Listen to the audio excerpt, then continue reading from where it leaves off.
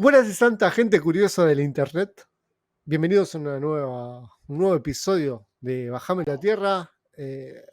Nos encontramos nuevamente aquí con mi amigo Nico. ¿Cómo estás, Nico? ¿Cómo te trata la vida? ¿Cómo te trata el podcasting? Todo bien, por suerte, muy contento con nuestro último video. Nada, tuvo bastantes repercusiones, muchos comentarios, por suerte. A ver, el comentario que más se repetía era lo mismo, creo yo, ¿no? Dejar de que sean temas tabú y que sean algo que se hable cotidianamente, algo que se hable normalmente. Y como lo dijo la invitada, como lo dijo Luz, charlarlo siempre con la pareja está muy bueno, ya sea con una pareja eh, que tenga sexo casual o sexo habitual, ¿no? Siempre está bueno charlarlo. ¿Te parece, Nico, si leemos alguno de los comentarios? Dale.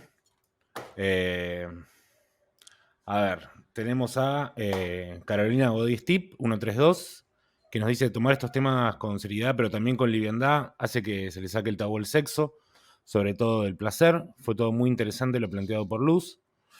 Tenemos a Emilia Granel Arauz 9613, que nos dice muy bueno y muy informativo. Los felicito, chicos, por el trabajo. Romy Páez 3512, excelente la explicación de la psicóloga, súper interesante todo lo explicado, los felicito. Nicolás Escarinci 4613, excelente capítulo del podcast, súper interesante todo lo que fueron conversando, sigan así. Súper informativo, interesante. Nos dice Lupale 6831 y Belén Nieves, nuestra psicóloga del episodio anterior, nos dice que es increíble lo interesante de la entrevista, que da gusto escuchar cómo estos temas, que lamentablemente siendo algo bastante tabú, son abordados con profesionalidad, apertura y claridad.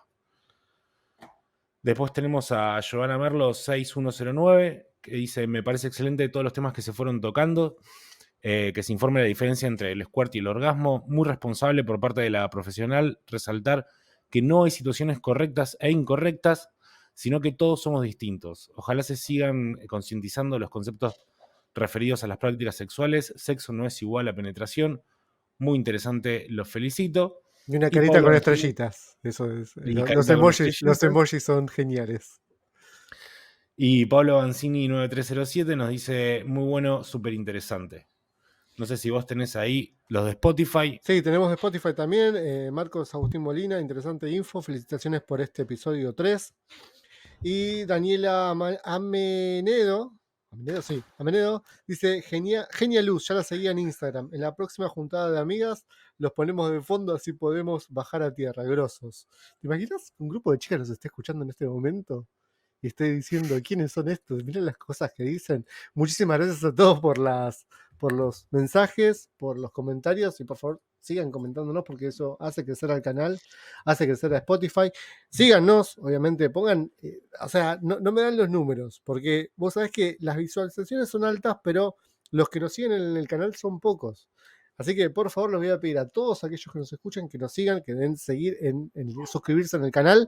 En Spotify, los que nos escuchan en Spotify también, no me dan los números porque la cantidad de escuchas no son iguales a la cantidad que nos sigan, así que por favor síganos también en Spotify.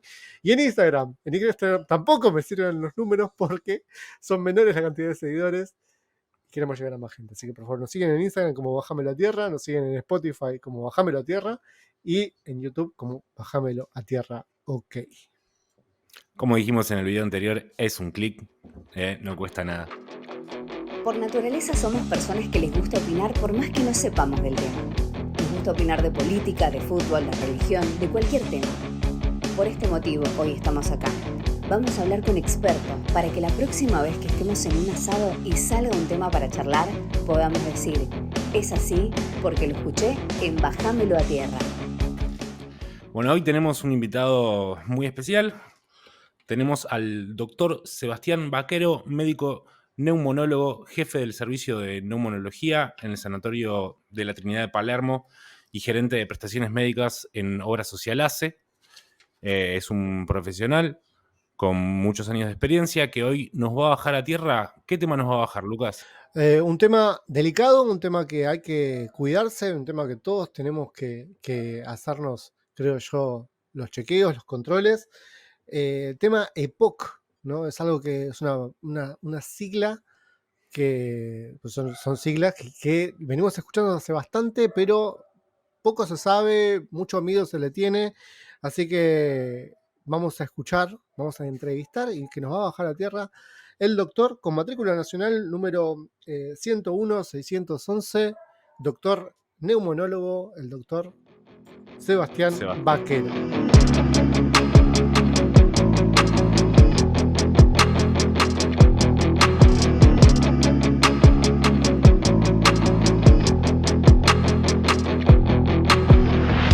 Hoy tenemos el gusto de tener como invitado al doctor Sebastián Baquero, médico especialista en neumonología, que nos va a bajar a tierra lo que es el EPOC. Doc, lo primero que le vamos a preguntar justamente es ¿qué es el EPOC y cuál es su traducción al español? Bueno, hola a todos, gracias por la invitación. Bueno, empiezo con algunos conceptos. En realidad no tiene traducción al español porque es la traducción al español. Okay. Y es porque es enfermedad pulmonar obstructiva crónica. Eso quiere decir la sigla, conocida como EPOC. Entonces en inglés tiene otro nombre. En inglés es COPD. Okay. Que es la traducción, lo mismo, digamos, enfermedad pulmonar obstructiva crónica. Son las mismas letras, pero Exactamente, al ordenadas revés. para los gringos. Perfecto. Claro, Perfecto. exactamente. Bien, Doc, ¿qué es la EPOC?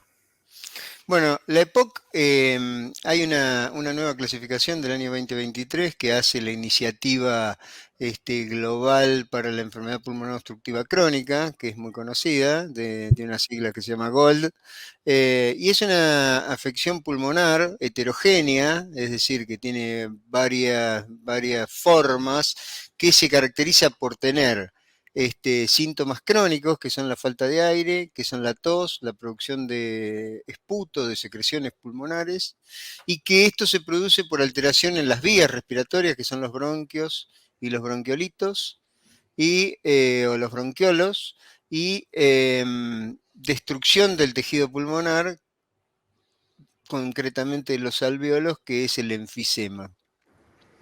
Estos síntomas son a menudo persistentes, progresivos, y además la característica es que hay obstrucción al flujo de aire. Esta es la nueva definición del año 2023. Le han cortado algunas características que tenía hasta el año pasado, que hablaba de una enfermedad prevenible y tratable, y me gustaría destacarlas porque es una de las características principales de esta enfermedad, que por cuestiones técnicas que no vienen al caso se eliminó eso de la definición, pero son dos rasgos muy importantes. Ok. Le iba a preguntar justamente si es crónico, por lo que me dice, sí es crónico, pero es prevenible y tratable, no tiene cura la EPOC. No, la EPOC no tiene cura, sí, claro que es prevenible en una determinada cantidad de casos, porque ahora después cuando charlemos un poco cuáles son las causas, veremos que hay causas que no son prevenibles, pero en su mayoría sí son prevenibles y sí es tratable como objetivo de mejorar sobre todo los síntomas y las complicaciones. Bien, me deja el pie justamente para consultarle cuáles son estas causas evitables. O sea, bueno, claro, porque tradicionalmente, digamos, se consideraba la EPOC como una enfermedad fuertemente o principalmente asociada al cigarrillo, y hoy se sabe que hay causas genéticas, causas que son debidas al desarrollo pulmonar, causas que son ambientales, donde sí entra el hábito de fumar cigarrillos, pero también entra la quema de biomasa, de carbón, de leña, que se usa para cocinar y se usa para calentar. Hay países sobre todo del sur de África, donde los pacientes con EPOC, 80% tienen esta característica como causa. Hay causas infecciosas, es decir, como secuelas de algunas infecciones. Hace muchos años ya que vemos que la tuberculosis produce EPOC en un porcentaje de pacientes que la padecieron, y por supuesto el EPOC asociado al asma, que es una enfermedad inflamatoria de la vía aérea que cursa con obstrucción al flujo aéreo y cuando se hace crónica se transforma también en un EPOC. Con lo cual, de estas, de la genética, el desarrollo normal del pulmón, el hábito de fumar, la quema de biomasa, las infecciones, vemos por sentido común que varias son prevenibles. Las principales, como la ambiental, la relacionada con el hábito de fumar cigarrillos o de fumar tabaco, y con la quema de biomasa son prevenibles. Las infecciones son prevenibles. El tratamiento adecuado del asma debería evitar que el paciente desarrolle obstrucción crónica al flujo aéreo, por lo tanto podríamos considerarlo ahí como una cuestión más prevenible, y por supuesto que la característica, la EPOC de origen genético, principalmente hay una conocida que la nombro por si alguno está interesado, el déficit de alfa-1 antitripsina, que es la principal, pero hay un espectro, digamos, de expresiones genéticas inmedible que pueden hacer desarrollar EPOC. Eso de momento no es prevenible, entiendo que en un futuro de mediano plazo puede llegar a ser. Y las debido al desarrollo normal del pulmón, de momento tampoco. Digamos, sí podría uno decir que podría prevenir todo este tipo de complicaciones tratando adecuadamente a la mujer embarazada, controlando los partos y demás, para evitar los nacimientos prematuros, etcétera. Pero conceptualmente espero se haya entendido cuáles se pueden prevenir, sobre todo la del hábito de fumar, ¿no? ¿Cuáles serían los mayores grupos de riesgo entonces? En este caso recién mencionaba las mujeres embarazadas. Bueno, claro, no las mujeres embarazadas, sino que diría que en virtud de esto sería grupo de riesgo, por supuesto, los que están expuestos al humo del cigarrillo, al humo del tabaco, los que están expuestos a la quema de esta biomasa, que no es otra cosa que leña y carbón, por supuesto, los nacidos de pretérmino. Hoy se dice que en la evaluación de la historia clínica de un paciente con EPOC debería empezar en las características del nacimiento, es decir, de cuántas semanas nació el bebé y demás. Esto ya pasa por un desarrollo pulmonar. Claro, y eso, digamos, sería un factor de riesgo. Las personas, fíjense que hay 2 o 3 características que se han descubierto recientemente, a pesar de que parecen bastante simples, pero las personas que con nacimientos prematuros, los bebés que nacen de manera prematura tienen mucho más posibilidad de desarrollar EPOC. Por supuesto que los que fuman tienen mucho más de desarrollar EPOC. Por supuesto que las personas que empiezan a fumar a más temprana edad tienen más posibilidad de desarrollar EPOC. Esto se ha publicado recientemente, es un estudio confirmatorio, una cosa que parece de sentido común, pero que se confirma recientemente en un estudio español, el cual muestra que cuanto antes se fuma, más riesgo de desarrollar EPOC, independientemente de la magnitud de la carga tabáquica que alcance a lo largo de la vida del individuo. Claro, a Y eso ahora iba más o que, menos la pregunta. Disculpa, Nico. A eso iba más o menos, o sea, la edad, ¿no? Todos estamos de la misma manera,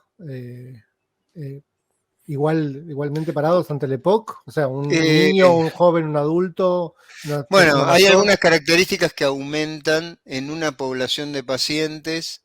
Siempre cuando hablamos de las características son en población de pacientes. Entonces uno Sí. dice, bueno, las personas que empiezan a fumar entre los 9 y los 12 años tienen, fumando la misma cantidad, tienen más probabilidad de desarrollar EPOC a lo largo de su vida que las personas que empiezan a fumar a los 20. Sin embargo, no es despreciable, no es que, bueno, empecé a fumar a los 20, entonces tengo menos probabilidad de desarrollar EPOC. Los otros tienen más. Es como un factor de riesgo, un agravante, pero Ok. es mencionable porque también está mucho, a mí me sucede muy frecuentemente que interrogo a un paciente, le digo, bueno, ¿usted fumó? Y me dice, no, pero dejé hace 20 años, pero la pregunta concreta es si fumó, no cuándo dejó en primera instancia. ¿Por qué? Porque tener una determinada carga tabáquica aumenta la probabilidad de desarrollar EPOC a lo largo de la vida, independientemente que el paciente haya dejado, a diferencia de otros riesgos que se van alejando y se van llegando al riesgo que tiene alguien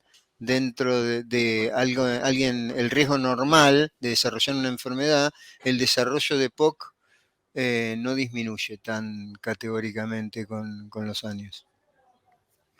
Yo lo que le iba a preguntar es, ahora que, yo no sé si está tan de moda, pero ahora también lo que se usa es el vapor. No sé si hay algo si también puede afectar a... El vapor se considera que tiene una toxicidad igual o mayor que el humo del cigarrillo. O sea, estamos hablando de dos noxas o dos tóxicos o dos agresiones al tejido pulmonar completamente distintos. Pero verdaderamente es preocupante el daño que produce. Son aceites, digamos, sustancias oleaginosas que se calientan y entran al pulmón en una temperatura muy alta y generan respuesta inflamatoria y generan daño y generan una serie de cosas que verdaderamente es casi de sentido común que cualquier cosa que agreda a una mucosa va a generar un daño y si eso se produce de manera repetida, va a generar un daño que se va a establecer y que después va a presentar alteraciones crónicas.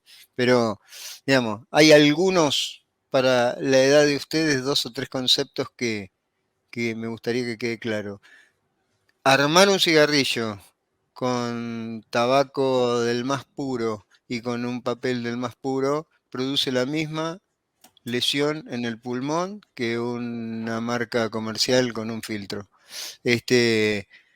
Los productos químicos que aducen no tener no son los responsables del desarrollo de POC. Ahí es la combustión del vegetal y del papel entrando al pulmón a agredir la mucosa. Y eso no es lo que definitivamente produce todo el daño. Hay personas con EPOC que tienen una carga tabáquica igual a otras personas que no tienen EPOC y tiene que ver también con mecanismos internos. Es decir, esa agresión dispara mecanismos inflamatorios en la mucosa bronquial, dispara unas enzimas que se llaman proteasas que destruyen el pulmón y producen el enfisema, con lo cual ese concepto de que fumar armados es más sano es absolutamente erróneo. El concepto de que el VAP no hace mal es absolutamente erróneo. Y el mensaje claro tiene que ser que fumar produce poco, básicamente.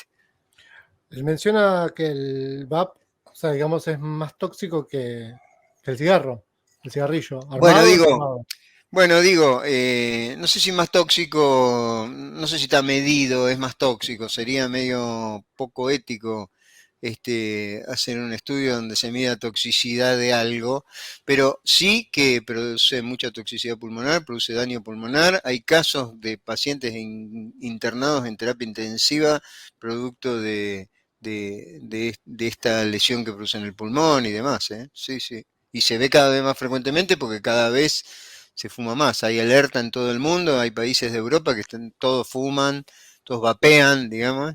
Sí, hoy día hasta en las oficinas uno los ve como que si está permitido, Sí, está pero, permitido, claro.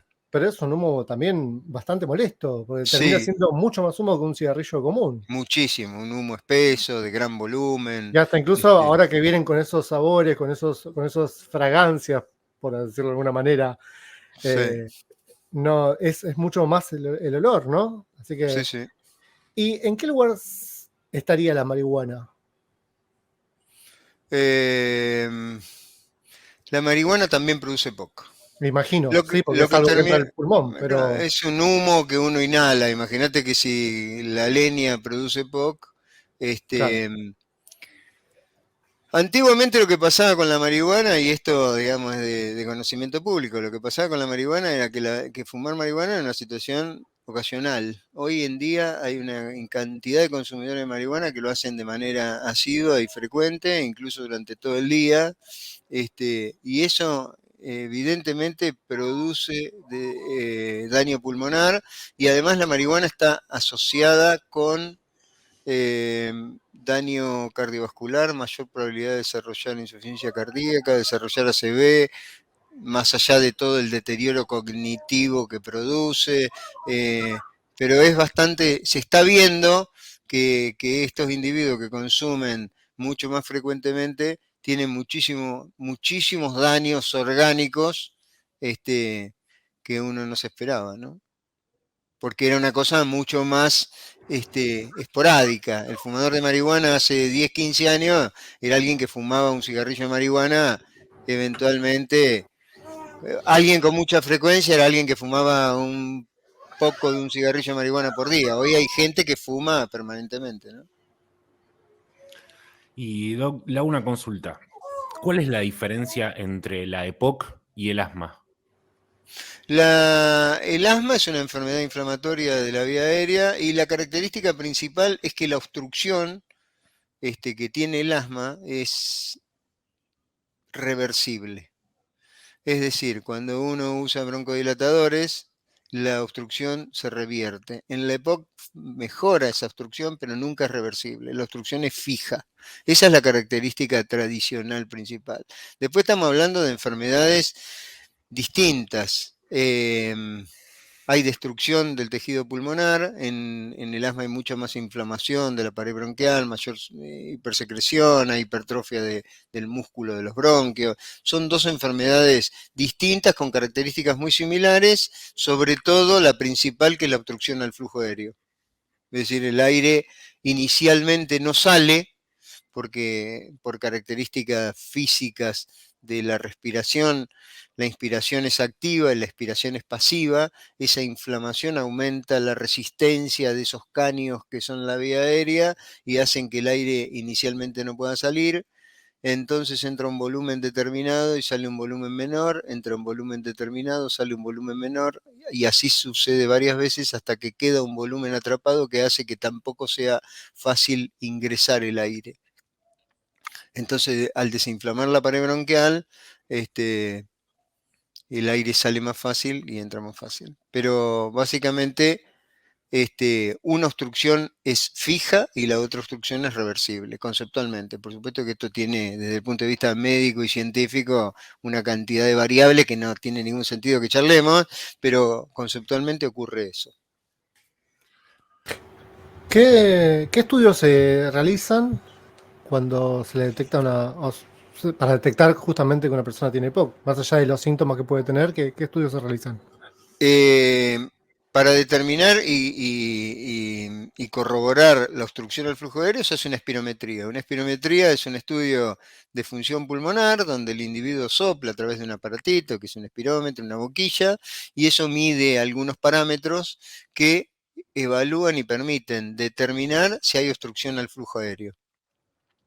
Es un estudio simple, que no es cruento, que es muy barato y que se puede hacer en el domicilio de un paciente, se puede hacer en el consultorio, se puede hacer en cualquier ámbito, con lo cual es muy aconsejable que alguien que tenga esos síntomas, que nosotros conocemos un montón de personas, y sobre todo si tienen factores de riesgo visibles, se realice una espirometría. ¿Es el mismo estudio que le piden a uno cuando va a un gimnasio? Por lo general siempre piden una espirometría, creo. En general no piden para los gimnasios. Ah. Ergometría, me parece que Ergometría, vos me estaba decís. No, confundiendo. Sí. la ergometría es un estudio más cardiológico que Ok. evalúa la electricidad cardíaca en una situación de fuerza, Me que equivoqué es yo. lo que significa la palabra ergo. Nico. Pero, no, esto es un estudio que está disponible en la Argentina, que es muy simple, está disponible en la Argentina, está disponible en cualquier país. Un espirómetro es un dispositivo muy pequeño, un dispositivo, el estudio se hace con un dispositivo de este tamaño, no sé si puede llegar a evaluar la escala, pero es una cosa muy simple que va conectado a un cable USB. Encima tiene conexión Bluetooth, así que podríamos hacerlo sin el cable y transmitirlo a una computadora. Fíjense Muy el, tecnológico. el tamaño, El tamaño menos de una palma de la mano. exactamente, casi como un celular. Y este tiene unos cuantos años, así que entiendo que debe haber alguna un poco más chiquito. Con lo cual, Estamos hablando de una aparatología bastante simple de implementar en cualquier lado. Para lo que cuestan los equipos médicos, no es un gasto muy oneroso, con lo cual deberíamos casi todos tener hecho una espirometría en algún momento de la vida, ¿no? ¿Y cada cuánto recomendás hacerse una espirometría? Y una vez por año, las personas que tienen una carga tabáquica, porque lo que ocurrió, hay un dato que es muy importante, que termina ocurriendo, y acá vamos a enganchar 2 o 3 conceptos. Lo que termina ocurriendo es que tradicionalmente se decía que las personas que habían fumado un paquete por día de cigarrillos durante 10 años, o sea que tenían una carga tabáquica medida en las unidades que se mide el tabaquismo, que son paquetes año. Un paquete año es fumar un paquete por día por un año, por lo tanto eso serían 10 paquetes año. Las personas que tenían 10 paquetes año y tenían más de 40 años, tenían posibilidad de tener EPOC. Cuando uno medía a esos pacientes, alrededor del 25% tenían EPOC. Entonces uno decía, bueno, pará, entonces no es el cigarrillo el que produce EPOC, porque estos fumaron todos más de 10 paquetes años, tienen todos más de 40 años. Ahora, cuando uno mide los de 40 años, 5% tiene EPOC. Cuando uno mide los de 50 años, el 12 y así sucesivamente. Cuando uno mide las personas mayores de 60 años, mayores de 70 años, un porcentaje muchísimo más alto tiene EPOC. Es decir, que la EPOC puede ir apareciendo en cualquier momento más allá de la carga tabáquica, y si aumenta la carga tabáquica, tiene más posibilidades de aparecer. Es imprescindible hacer una espirometría para diagnosticar EPOC. Es imprescindible y es de buena práctica. Sin embargo, hay pacientes con espirometría normal y hay pacientes que no tienen obstrucción y tienen valores bajos en la espirometría, que hoy en día son considerados como pacientes con una alteración que va a desarrollar EPOC y posiblemente haya que ser tratado. Pacientes que tienen pre-EPOC, un término que los médicos detestamos, que es el pre-algo, pero verdaderamente desde hace 1 o 2 años hay un concepto que es el pre-EPOC. Con lo cual, digamos, yo aconsejaría que si uno tiene una carga tabáquica o un factor de riesgo muy alto y tiene síntomas respiratorios, o no, pero tiene un factor de riesgo muy alto, debería hacerse una espirometría de manera anual después de los 40 años. Aunque hay en pacientes más jóvenes, y eso se llama EPOC en pacientes jóvenes. Pero la recomendación que debería quedar es hacerse una espirometría 1 vez por año. Ok, la espirometría 1 vez por año, no fumar, nada, No ni tampoco fumar, vapear. exactamente. Y una vez que ya uno tiene el diagnóstico, ¿cuál es el tratamiento típico para la EPOC? Una vez que uno tiene el diagnóstico, hay 2 o 3 cosas. Primero hay que evaluar cuál es la severidad. ¿Cómo se evalúa cuál es la severidad? Por supuesto, con la cantidad de síntomas que tiene el paciente. Le falta mucho el aire, no le falta el aire, con el grado de obstrucción en la espirometría, con el porcentaje de función pulmonar que tiene, que es lo que perdió cuando tiene obstrucción. Con la cantidad de complicaciones, la EPOC es una enfermedad más o menos estable que cursa con episodios de exacerbaciones, que son episodios más o menos sostenidos de 1 o 2 semanas, donde aumenta la falta de aire, el paciente tiene más tos y aumenta la expectoración o cambia de característica. Y la severidad de las exacerbaciones va desde consultar con su neumonólogo hasta ir a la guardia, hasta internarse o quedar internado en terapia intensiva. Entonces, uno con eso, con el grado de obstrucción, con el grado de síntomas y con la presencia de exacerbaciones, uno evalúa y categoriza al paciente en el riesgo que tiene y en la severidad que tiene. Ese riesgo y esa severidad tiene una gama de acciones para tratar y mejorar la EPOC. ¿Cuáles son esas? Bueno, la inmunización, la prevención de enfermedades por vacunas, como la prevención de la influenza, de los virus, por la vacuna de la gripe, una vez por año, tienen indicación esos pacientes. La vacuna del neumococo, conocida como vacuna de la neumonía, pero es la vacuna para uno de los gérmenes que produce neumonía, entre otras infecciones. Por supuesto, todo lo que tiene que ver con evitar el hábito tabáquico y la toxicidad o la toxicidad que está relacionada con la enfermedad.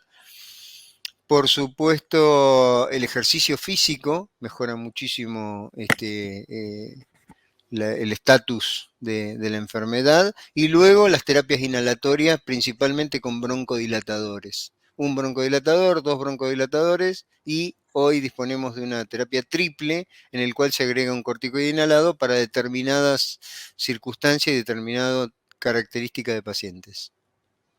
Le puedo preguntar por otro factor que puede ocurrir, que es el hecho de vivir en una ciudad, en una ciudad con tanta contaminación. ¿Eso puede traer EPOC? Bueno, es una gran pregunta esa. Me la preguntaron recientemente. La verdad que la dejé... por ejemplo, Buenos Aires, uno pensaría, che, vivo en Buenos Aires, tengo una gran posibilidad de tener EPOC. No, negativo. Buenos Aires tiene unos vientos cruzados aparentemente que tiene una polución bastante baja, y la polución, tenemos que hablar de sustancias que irriten el pulmón. No es principalmente, vos vivís al lado de una fábrica que tira humo, estás respirando ese humo, definitivamente el riesgo aumenta. Ciudades como esas ciudades de China, donde hay esa nube negra, y creo que ahí aumenta la prevalencia de todas las enfermedades respiratorias. Hay algunas características así, por ejemplo, Santiago de Chile, pero digo, no es una cosa tan preocupante como el humo que inhalamos por otros medios, principalmente el tabaquismo, ¿no? Pero es un factor que puede Sí, por supuesto. aumentar. Cualquier cosa que uno le meta al pulmón y eso puede desencadenar inflamación a nivel pulmonar, es un factor que aumenta el desarrollo de la EPOC. Hoy se calcula que el 50% de los pacientes con EPOC en el mundo no fuman. Es un dato bastante nuevo y súper novedoso, porque todos los estudios de tratamiento, de pronóstico, de internación y todo, es en pacientes que fuman, y hoy resulta que nos encontramos que el 50% de los pacientes no fuman, tienen otras causas de EPOC. Esto es decir, y antes no se consideraban EPOC porque la definición no los incluía. Claro, esto es algo muy reciente de que el EPOC Esto es algo muy reciente. no Abarca solo un al espectro, tabaco. claro, una afección respiratoria un poco más heterogénea que lo que era antes y con características comunes, pero que la causa no es siempre la misma. O sea, por ejemplo, hay trabajos en los cuales se sea más propenso. Me imagino que un minero, por ejemplo, va a ser más propenso por esto que Sí, hablábamos. a todas las enfermedades respiratorias y las enfermedades respiratorias de las personas que inhalan cualquier sustancia, Sí, están muy relacionadas con la actividad laboral o diaria, etcétera, pero desde ya que sí. Pero los factores de riesgo tienen que ver a lo mejor con el espectro genético que uno puede expresar, entonces no es lo mismo está el viejo dicho, pero mi abuelo se murió de viejo y fumaba 2 paquetes de cigarrillo, y posiblemente no tenían la expresión genética suficiente para desarrollar EPOC. Y hay pacientes que tienen mucho enfisema, hay pacientes que no tienen enfisema, es bastante más complejo, pero digamos, ahí no lo estaríamos bajando a tierra, sino lo estaríamos subiendo. Claro, se me ocurren muchas claro, profesiones, muchos trabajos en los cuales, incluso a mí me pasa cuando estoy haciendo un asado, después me pasa de que tengo mucosidad negra a causa ¿viste? del carbón, justamente. Claro. A veces Bueno, uno se acerca tanto, me ha pasado eso, y imagino que hay varias cosas. claro, uno posiblemente no visualice esos segmentos socioeconómicos en el mundo que tienen un brasero en el centro de la vivienda y que ahí cocinan y que con eso se calientan. Verdaderamente, cuando hace poco estuve en Mendoza hablando, dice, sí, bueno, acá en la periferia de la ciudad, donde están las viñas y qué sé yo, mucha gente usa ese sistema de calefacción y para cocinar. Entonces, Claro. viste, uno cuando lo lee se imagina el África profundo, donde no tienen nada, y verdaderamente no, eso ocurre cotidianamente en nuestro país, con nuestros hermanos argentinos que usan eso por, por, por necesidad o por uso y costumbre. Incluso hay una ONG en el mundo que se está ocupando de desarrollar unas cocinas para evitar que la gente esté inhalando humo. Permanentemente, para prevenir de alguna manera el desarrollo, porque produce un montón de enfermedades esto, ¿no? Inhalar humo. Hay una característica que no sé si es característica justamente de la gente que tiene EPOC, que es la tos, esa tos que uno piensa que va a dejar los pulmones ahí mismo y que viene acompañado como de una mucosidad. ¿Eso es algo común Eso es ya en una típico, época típico, avanzado? típico de la época. Avanzado o no, de hecho, individuos que fuman eh, y tienen eso, aunque tengan espirometría normal, no les falte el aire, tienen más probabilidad de desarrollar EPOC. ¿Y eso es algo que no tiene, es irrevertible? El tema de la tos esa. Una vez que uno deja de fumar, inicialmente puede haber un aumento de esa tos y luego va desapareciendo. Ah, Si no ok, hay un daño permanente, va desapareciendo y desaparece por completo. ok, ok. ¿Cuánto Porque tiempo eso es tarda? respuesta, perdóname, eso es respuesta inflamatoria a la agresión. Muchas veces hemos visto imágenes o datos del tiempo que tarda un pulmón en, por decirlo de alguna manera, curarse del cigarrillo, de cuando empezó a fumar. ¿Cuánto tiempo tarda aproximadamente o realmente un pulmón en limpiarse y oxigenarse bien para eliminar todo lo que No, está abajo? limpiarse y oxigenarse bien, la función pulmonar, lo máximo que puede mejorar, si no hay daño permanente, mejora en unas pocas horas, en las primeras 72 horas. Limpiarse ese concepto de que el pulmón está con alquitrán, de- si hay esa sustancia negra en los ganglios, eso no se va nunca. Y no hace a la funcionalidad pulmonar. El problema es la inflamación de la pared bronquial, la destrucción de los alveolos, que es el enfisema. Yo diría que uno no pudiera estipular un tiempo en el cual un pulmón está más sano. Yo creo que está más sano en el momento que dejaste de fumar. Y después va a estar lo más sano que pueda alcanzar en determinado momento, depende del daño que le generaste, pero siempre va a estar más sano en el momento que dejaste de fumar. Ok, ok, porque es eso, a ver, es algo, lo acabó de decir usted, doctor, que uno cuando deja de fumar al tiempo, tose más, o sea, está eliminando todo eso, me Sí, imagino, sí, ¿no? porque hay inflamación y el cigarrillo un poco inhibe la limpieza esa de la mucosidad pulmonar, etcétera, y hay algunos mecanismos que hace que se produzca más moco inicialmente, después eso va disminuyendo, disminuyendo y desaparece. Ok, Nico. Doc, ¿alguna recomendación para alguien que padece EPOC? No, a alguien que padece POC le aconsejaría que por supuesto tenga un neumonólogo de cabecera. Esta es una enfermedad que la maneja y la trata el neumonólogo, es decir, el tratamiento de una enfermedad por un especialista está demostrado en casi todas las enfermedades que el resultado final es mejor. Que se haga una espirometría, que por supuesto, si no lo hizo, deje de fumar o busque ayuda, pero que busque ayuda de todas maneras, no esperar, bueno, cuando deje de fumar voy al neumonólogo. Voy al neumonólogo ahora. Los neumologos tenemos pacientes que fuman, los acompañamos de la misma manera, porque la adicción a la nicotina no puede ser un discriminador de gente a la que se ayuda y gente a la que no. Con lo cual, si el paciente fuma y no puede dejar de fumar, bueno, buscaremos la vuelta, le daremos el apoyo que necesite, pero mientras tanto hay que evaluar la función pulmonar, hay que hacer una radiografía de tórax, hay que empezar a hacer ejercicio, hay que ver si necesita algún tipo de tratamiento y acompañarlo. Con lo cual el consejo es que acudan a un especialista en medicina respiratoria. ¿Y alguna recomendación para alguien que quiere dejar de fumar? No, para alguien que quiere dejar de fumar también. Hay programas de cesación tabáquica, hay médicos especialistas en que dejen de fumar los pacientes. Hay, por supuesto, que el asesoramiento de tanto el neumonólogo como el cardiólogo en general son bastante efectivos para dejar de fumar.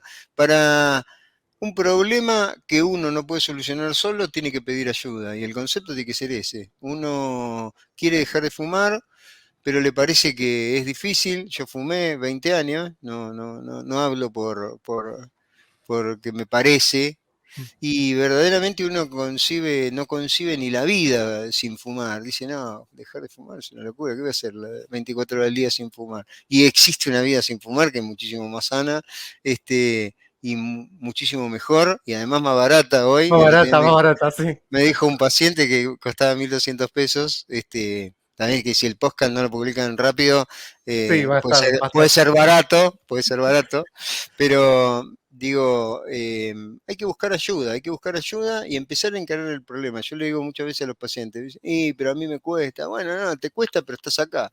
En definitiva, es una, un inicio. Y de esos inicios pueden salir varios intentos, y los intentos fallidos no predicen la posibilidad de que falle para siempre, con lo cual hay que seguir intentando, como en casi todo, y librarse de esa adicción que es muy mala para todo, que verdaderamente no tiene una utilidad real. Suple algunas cuestiones que transitoriamente las podemos ir recuperando, que es esa estimulación de los neuromediadores en el cerebro, y después uno se olvida de lo que es fumar y vive mucho más felizmente sin estar atado a una adicción. Hay un montón de cosas para hacer. Sí, no, además, bueno, el hecho de no hacer de que fumen los demás, porque también la gente que rodea también termina Bueno, fumando claro, indirectamente, o fumador sea que pasivo.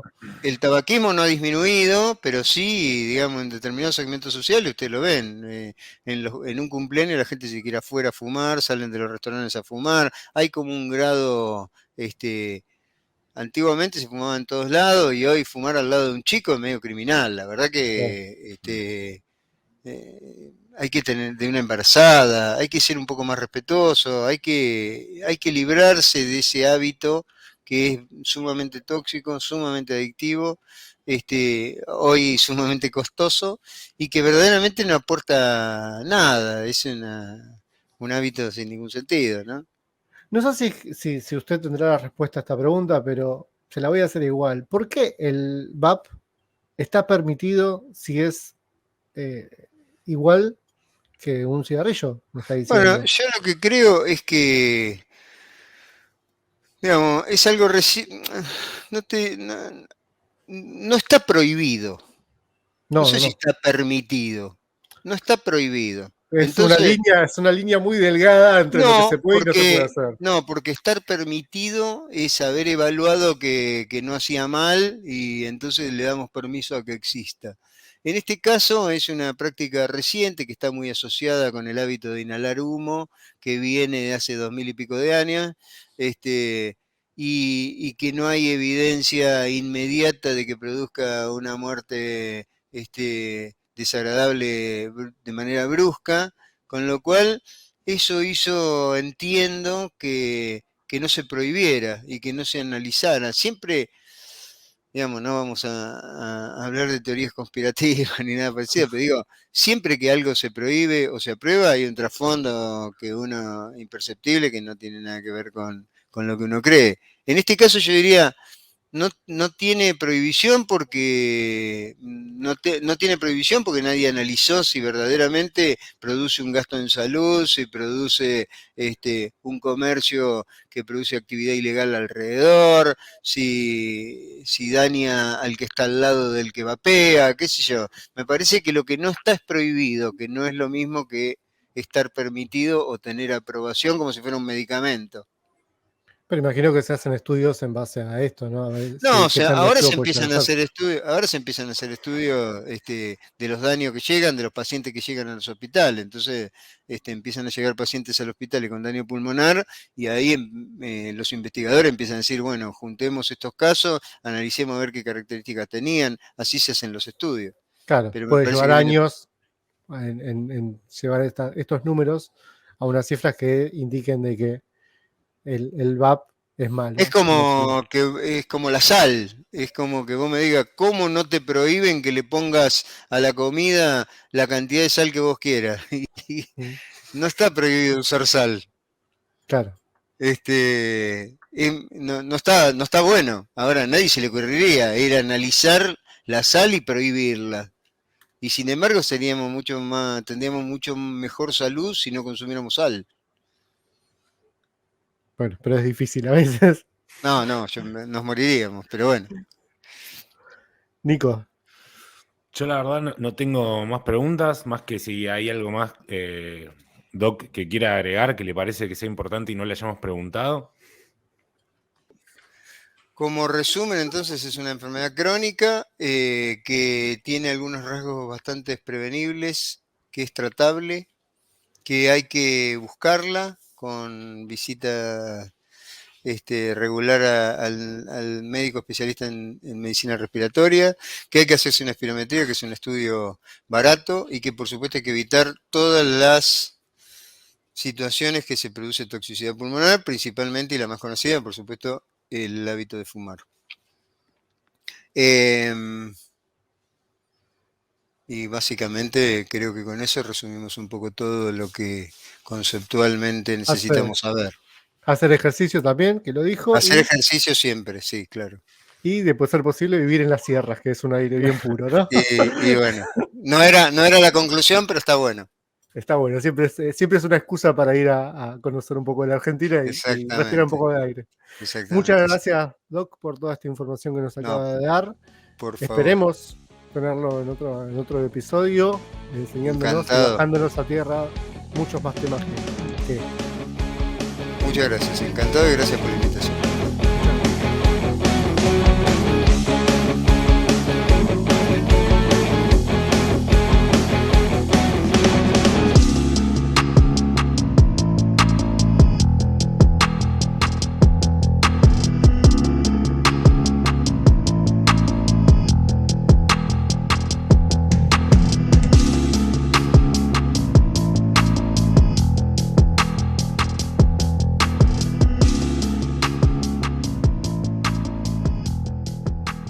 Trata que es una enfermedad crónica que me están tocando el timbre. sí. Esperamos un cachito.